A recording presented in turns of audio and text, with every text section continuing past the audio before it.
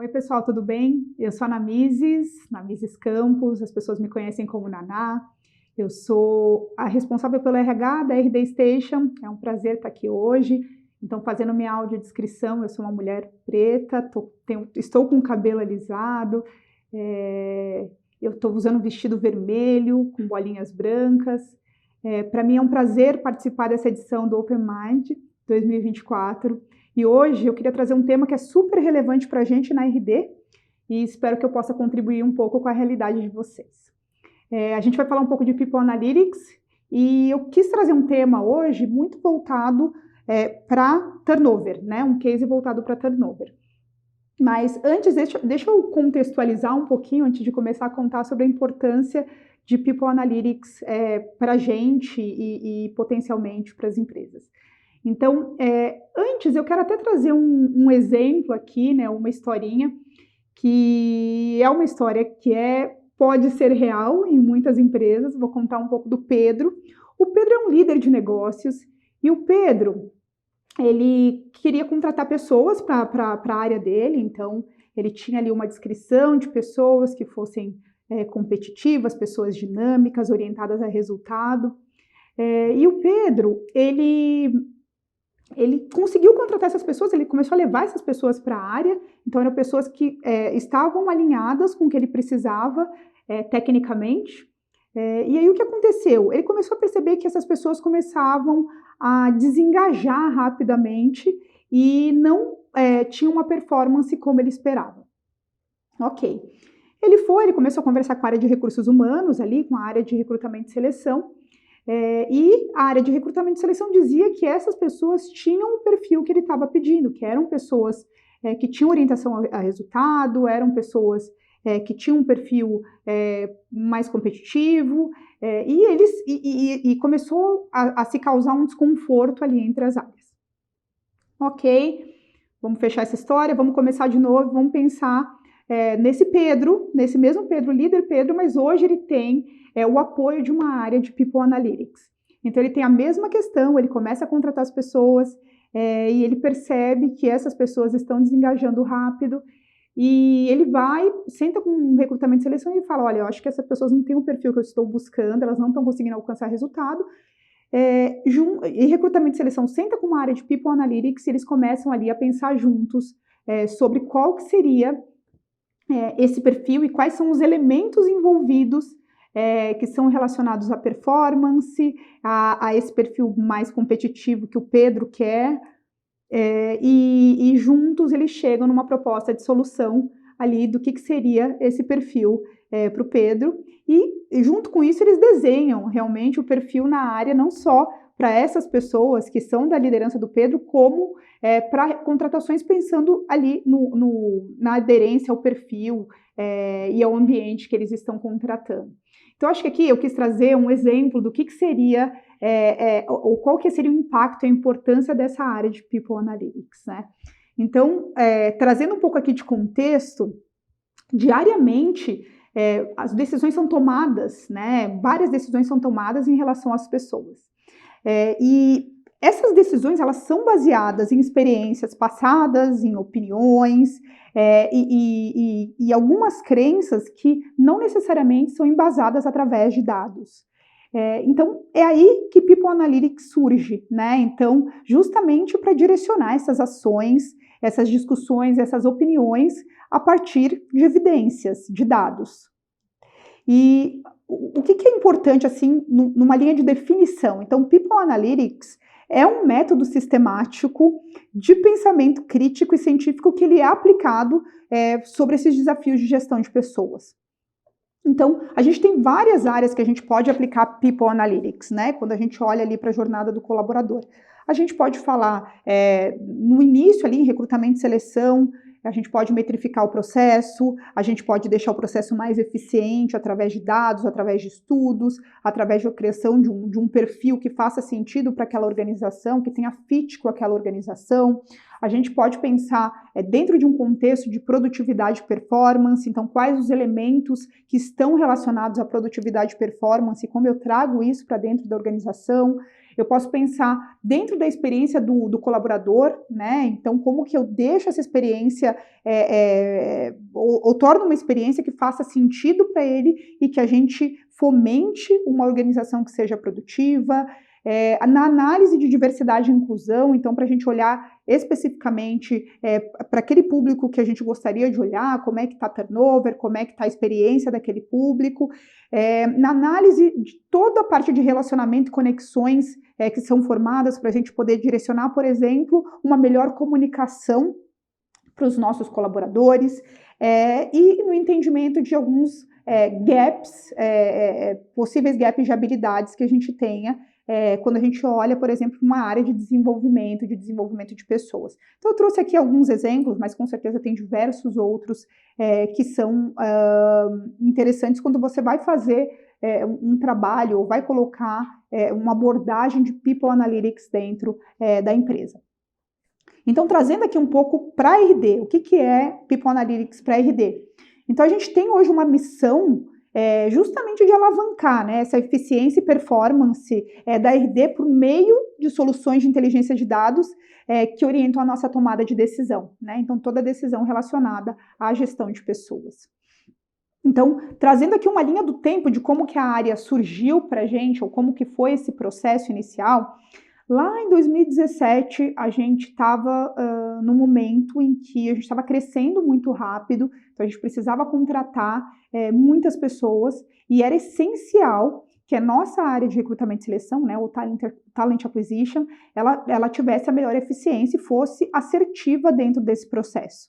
E aí a gente começou a evoluir, né, percebendo que a gente tinha esses dados iniciais, a gente começou a evoluir. Em 2018, a gente começou a trazer essa abordagem de People Analytics para dentro da experiência do colaborador. E isso impactou uma série de questões. Então, a gente passou a ter histórico de dados, a gente acabou fazendo estudo de fatores que impactavam engajamento, que impactavam turnover, performance. A gente começou a trabalhar em ações para aumentar retenção, para impactar em NPS. A gente também teve um momento ali em 2020, 2021, que a gente começou a consolidar de verdade a área de People Analytics. A gente teve bastante engajamento dos executivos e uma sensibilização da nossa liderança para a gente ter mais orientação a esses dados específicos de pessoas. Então, ainda na linha do tempo, algumas outras medições acabaram surgindo. Então, todos os comportamentos e satisfações relacionados à liderança, né? Então, a gente começou a olhar para comportamentos específicos e correlacioná-los com outros dados que nós tínhamos internamente. A gente começou a coletar todas essas percepções, dados relacionados às percepções e experiência de desenvolvimento que eram vivenciadas dentro da RD. A gente começou a olhar para a percepção de segurança psicológica e carga de trabalho. Ainda na linha do tempo, a gente passou a cruzar essas informações para entender sobre performance e produtividade, sobre turnover e sobre carga de trabalho. E a gente acabou fazendo um desenvolvimento incremental da área, né? Então, de 2017 até hoje, a gente já evoluiu diversos estudos, a gente já refez alguns estudos de acordo com o momento da empresa, com o tamanho da organização e todos os processos que aconteceram aqui em conjunto. Quando a gente estava pensando um pouquinho aqui o que a gente podia trazer, e a gente podia passar o dia inteiro aqui falando sobre todas esses impactos, né, de People Analytics dentro de recursos humanos, a gente resolveu trazer uma análise específica, um olhar específico quando a gente fala de turnover, né, porque turnover é um ponto de impacto, né, e tem impacto em resultado, enfim, a gente vai falar sobre alguns impactos aqui, mas a gente entendeu que esse era um tema extremamente relevante para a gente poder compartilhar com todos. E aí, sim, por que é relevante, né? Então, acho que o primeiro ponto, turnover impacta em resultado. Então, a gente tem resultado tanto tangível quanto intangível. Talvez tangível seja mais é mais fácil das pessoas pensarem, né? Então, o que é turnover tangível? Quando a gente fala, por exemplo, do tempo do pessoal de RH nesse processo de desligamento, né, nessa separação, né, nesse processo de desligamento das pessoas. Tem uma cadeia envolvida para, a partir do momento que a pessoa sai, né, ou pede para sair, até o momento que ela efetivamente sai. O tempo da liderança, né, que ali está envolvida no processo, né, então as conversas, tentativa de retenção, o entendimento, então esse é mais um ponto. E também tem um ponto de cobertura, né, temporária ali daquela função. A gente não pode deixar aquela função sem uma pessoa ali, um colaborador exercendo. Então, esse tempo de cobertura também é algo que você consegue tangibilizar, né? Se eu, por exemplo, contrato um profissional terceiro, então isso tem custos. E aí tem toda uma série de custos que são intangíveis, né, dentro desse processo, dessa separação. Por exemplo, a gente pode ter uma diminuição da qualidade, né, daquele trabalho, daquele processo, enquanto aquele trabalho está vago, aquela posição está vaga. A gente pode ter uma perda de memória organizacional quando a gente fala de gestão de conhecimento. A gente pode ter uma potencial perda de clientes envolvida, concorrência, né, do funcionário que pode ou ir para a concorrência mesmo, ou abrir uma empresa concorrente. A gente pode ter um contágio no sentido de impacto daquela saída para os demais colaboradores que estão na área. A gente pode ter disrupção do trabalho em equipe e a gente pode ter, né, perder mentores aí experientes para o negócio. E aí, quando a gente fala de custo de substituição, tem todos os custos gerais envolvidos do processo. Então, para recrutar novamente, o tempo daquela pessoa, o tempo do líder que está ali fazendo o processo seletivo, todo o processo de recrutamento, todo o processo de seleção, a orientação, o treinamento, a gente chama na RD o rampeamento da pessoa, né, que é o tempo depois que ela entra, até ela ter todas as informações que ela precisa para exercer o trabalho que ela precisa exercer. Primeiro ponto é importante porque impacta em custos, né? E esse é um tema, eu gosto de dizer que esse é um tema extremamente relevante, inclusive o turnover ele é visto como um fenômeno e tem muitos estudos relacionados a turnover desde ali do século XX, né? Então, eu trouxe aqui para vocês um gráfico, até para vocês olharem, até tem uma questão de embasamento, de estudo voltado para isso, né, de como que foram os estudos voltados para isso, ou como tem sido, mas basicamente eu queria falar aqui de 3 principais frentes de estudo quando a gente fala desse tema, quando a gente aborda esse tema. Então, primeiro são as saídas que são motivadas pela insatisfação com o trabalho. Depois a gente tem as saídas que são iniciadas por choques, já eu conto para vocês o que isso significa, e por fim, o motivo que faz com que as pessoas fiquem na empresa, né, que é o que a gente chama de job embeddedness. Então, também eu quero trazer um pouquinho dessa teoria para vocês. E aí eu queria começar dizendo que nem toda saída ou todo nível de turnover ele pode ser considerado ruim para uma organização. Então, acho que é importante a gente trazer essa informação. Então, ele pode ter lado positivo, né? Então, depende de muitos fatores, né? Depende de outras variáveis. Mas, por exemplo, ele pode ser um saving quando você não faz a substituição, dependendo do momento organizacional e da orientação ali da empresa, ou do momento da empresa naquele momento, naquela situação. Então, ele pode ser uma oportunidade para desenvolvimento de novas habilidades, e criatividade, né, para aquela função, quando você traz uma outra pessoa. Pode ser um momento de uma oportunidade do que a gente chama de oxigenação, né? Então, transferir um colaborador de uma outra área que queira desenvolver um novo tour, como a gente chama na RD, ou um novo trabalho. Pode ser uma fonte de promoção, né, quando a pessoa sai. Ele pode gerar uma economia de custos, quando você faz um downgrade de posição, por exemplo, que é a substituição por um colaborador mais júnior.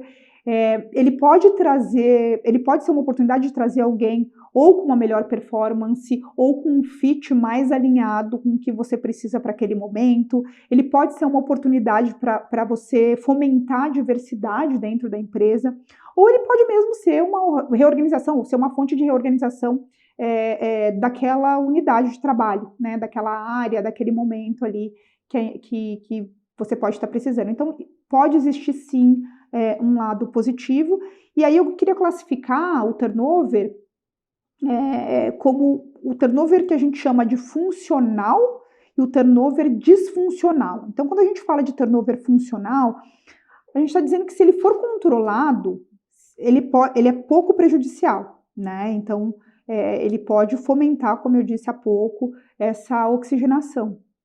A gente pode estar falando da saída de pessoas que não estejam alinhadas ou com a organização ou com aquele momento da organização.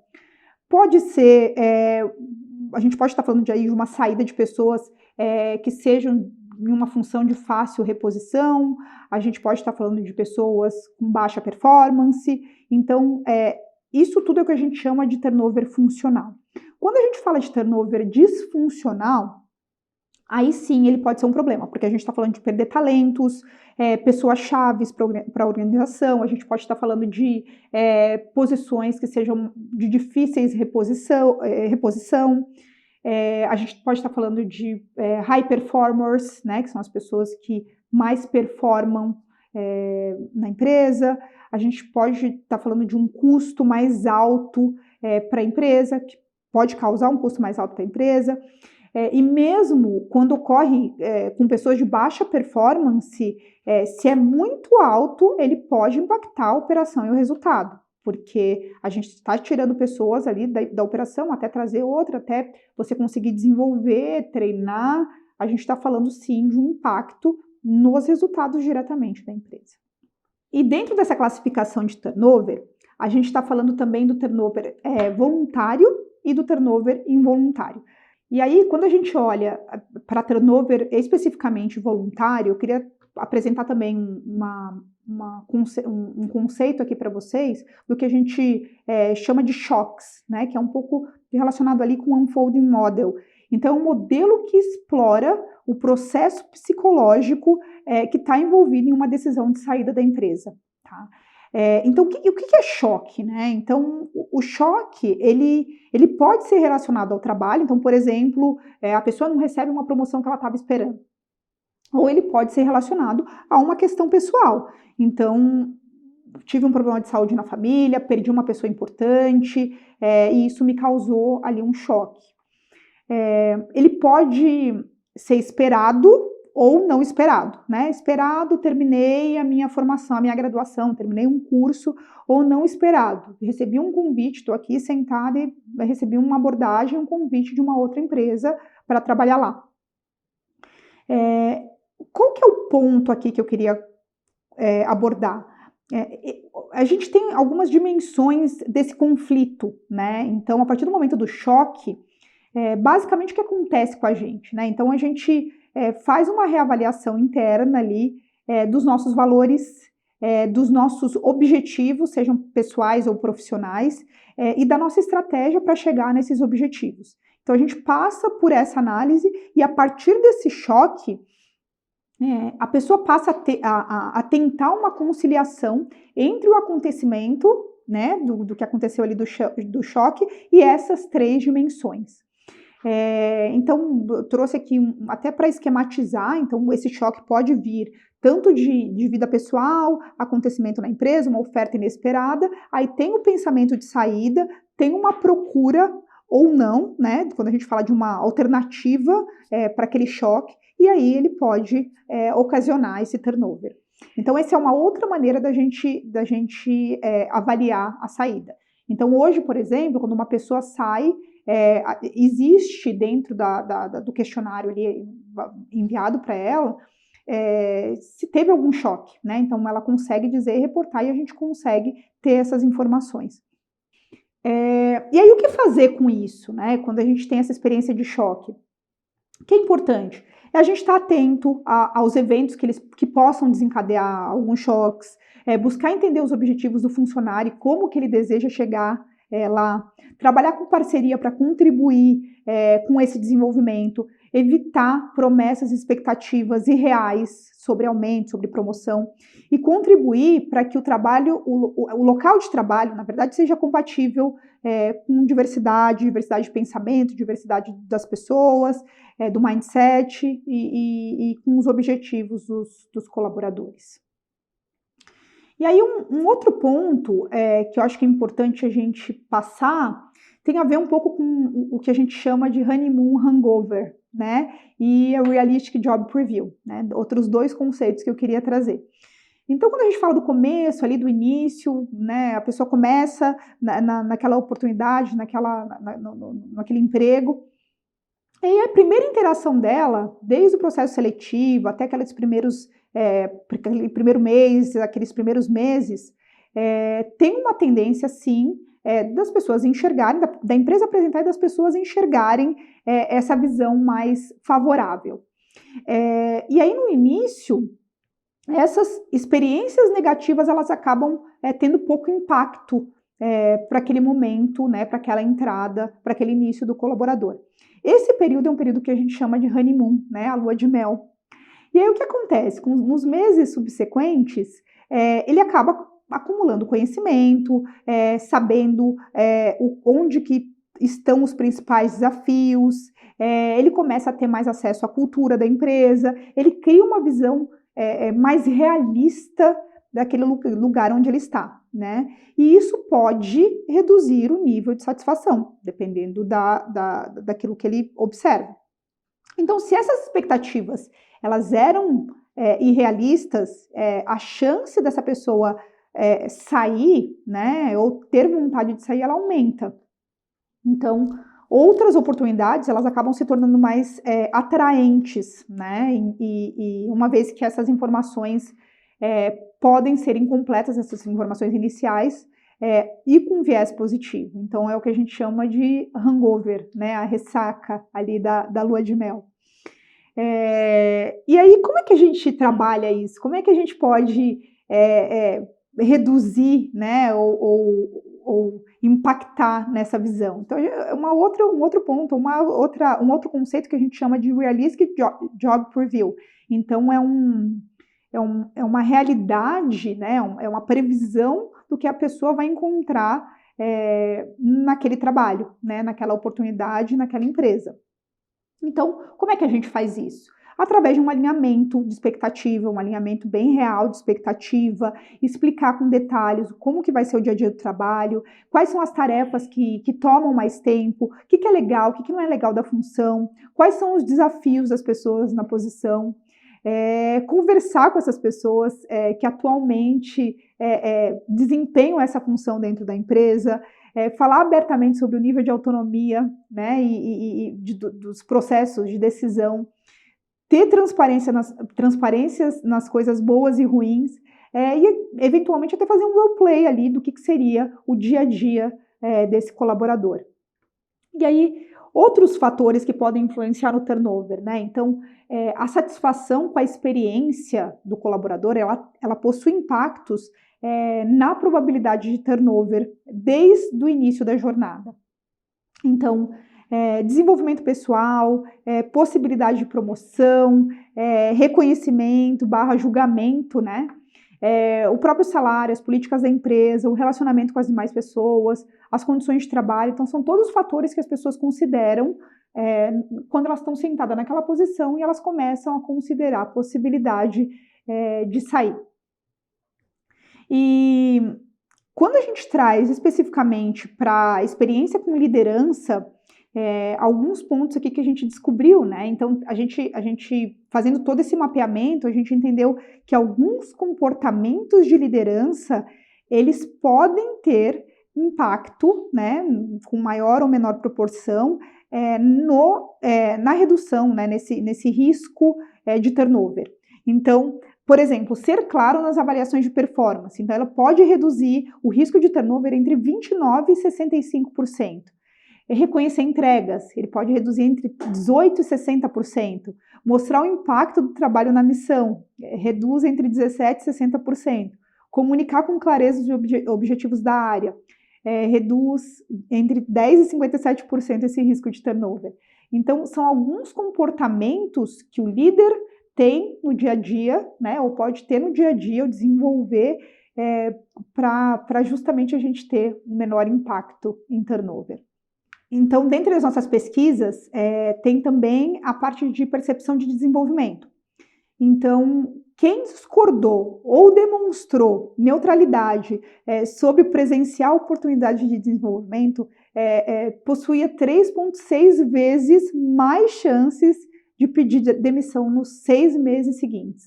Então, foi um outro dado que a gente encontrou aqui.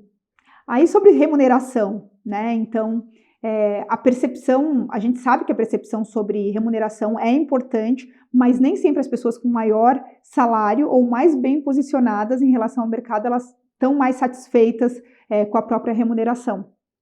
Então, a gente tem que o tempo desde o último aumento, né, foi uma das descobertas, que o tempo desde o último aumento e a satisfação em relação ao próprio salário podem influenciar a probabilidade de saída. Então, foram os dois principais pontos quando a gente olha para essas questões relacionadas à remuneração.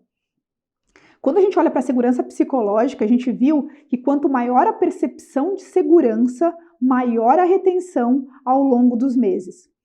E um outro ponto que eu trouxe aqui é o NPS, né, um conceito que relaciona NPS com satisfação com o trabalho. Então, trouxe um conceito de um autor que encontrou uma forte correlação entre o NPS com algumas perguntas opinativas e também com as escalas de satisfação de trabalho. Então, ele verificou uma correlação entre o indicador e o comprometimento organizacional, uma relação positiva, o Person-Organization Fit, que é o fit cultural, né, que existe, então uma relação positiva também. É uma relação positiva com satisfação no trabalho e uma relação negativa quando a gente fala de intenção de saída. Então, quando a gente olha para o motivo de nota, né, das notas de NPS, a gente quis trazer uma análise aqui para vocês, tanto dos comentários que aumentam a probabilidade de saída, quanto dos comentários que reduzem essa probabilidade. Então, por exemplo, quando a gente olha, né, por que as pessoas saem? Normalmente, o que está relacionado, né, o que aumenta essa probabilidade? É uma expectativa, uma falta de expectativa de carreira, falta de expectativa de critérios de reconhecimento, falta de clareza de expectativa, liderança, né? Então, quando não tem uma boa avaliação da liderança, quando não percebem desenvolvimento, né, dentro daquele trabalho. E aí, por que elas ficam? Então, estão relacionados também, né? Então, critérios de reconhecimento, quando percebem critérios de reconhecimento, quando tem uma boa avaliação de liderança, quando encontram um trabalho que é desafiador e que tem um impacto para a pessoa, né? Tem um significado para ela. Quando elas trabalham num ambiente de trabalho, quando elas se percebem num ambiente de trabalho que ele é respeitoso, que faz sentido para elas, e quando elas percebem que existe desenvolvimento, né? Quando elas se percebem se desenvolvendo dentro daquele trabalho. E aí, por fim, por que as pessoas ficam, né? Que é aquele terceiro ponto que eu falei ali das frentes de estudo. Quando a gente fala dessa teoria de job embeddedness, basicamente a gente está falando de uma redução na probabilidade do turnover voluntário quando a gente consegue criar vínculos mais fortes com a empresa e com a comunidade. Então, os funcionários que possuem papéis e responsabilidades e essas relações mais integradas com o trabalho com a comunidade, eles estão embutidos, né, embedded, e podem evitar sair da empresa em decorrência dos rompimentos que possam acontecer. Então, alguns exemplos de ações, né, quando a gente fala para aumentar esse job embeddedness. O fit com o trabalho, o fit com a comunidade, os links com a organização, com a comunidade, sacrifícios associados a sair da companhia, a deixar a comunidade. Então, a gente consegue entender isso por pesquisas, por focus group, então a gente consegue ter esse acesso. Então, por fim, na RD, eu queria trazer um pouco das ações que a gente realizou nesses últimos anos. Então, a gente fez diversos planos de ação que eram relacionadas às respostas de NPS. A gente criou algoritmo preditivo de turnover individual. Então, hoje a gente consegue dizer ali as probabilidades, né, de turnover. A gente conseguiu criar plano de desenvolvimento para lideranças que tinham liderados com baixa satisfação. A gente conseguiu fazer uma avaliação, ou a gente consegue fazer uma avaliação de segurança psicológica, é uma das métricas que a gente segue, avalia, metrifica. A gente conseguiu fazer a nossa evolução dos nossos benefícios, melhoria na avaliação de performance, a gente melhorou a comunicação de aumentos, de promoções internas, a gente fez investimento em oportunidades de desenvolvimento, a gente melhorou comunicação de metas comerciais, a gente hoje tem um modelo de remote first, né, que ele olha para a flexibilidade de trabalho do modelo de trabalho. A gente fez revisão das políticas de rampeamento para vendas. Então, aqui são algumas das nossas ações, né? E com isso a gente conseguiu uma redução de mais de 50% do turnover geral e mais de 90% do turnover de pessoas que são chave para a organização. Então, pessoal, essa é a experiência que eu quis trazer um pouquinho para você hoje. Até agradeço meu time aqui de People Analytics, que não só ajudou no material, como conduz esse assunto com bastante maestria dentro da RD. É um assunto que faz muito sentido para a gente e eu espero que faça sentido para cada um de vocês. Obrigada, foi um prazer estar aqui hoje.